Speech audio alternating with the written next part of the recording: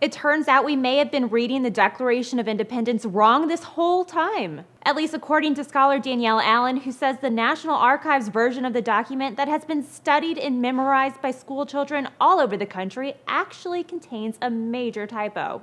Allen says in her study the typo happens in the second sentence of the document, the sentence she calls most important. The sentence begins with, "We hold these truths to be self-evident, that all men are created equal," and goes on to say all men are endowed with unalienable rights, including life, liberty, and the pursuit of happiness. The National Archive version of the document puts a period after happiness, something Allen says was not in the original document, and changes the meaning of the sentence. The document then goes on to say that to secure these rights, governments are instituted among men, deriving their just powers from the consent of the governed. Allen says this sentence is meant to move the value of individual rights to the importance of the government protecting those rights.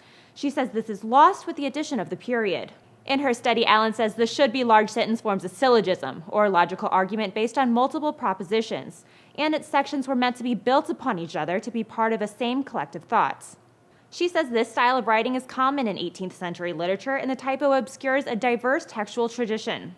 The original document in the U.S. Archive shows no period or semicolon, but some argue the period could have faded. Allen also notes that a semicolon, not a period, can be clearly seen in Jefferson's rough draft. The New York Times points out while the original document has no period, many early copies do. Allen says this may be because it began fading so quickly it was hard to copy accurately. The U.S. National Archives says it's looking into utilizing new imaging equipment to check whether there might have ever been a period after the word happiness. For Newsy, I'm Madison Berg.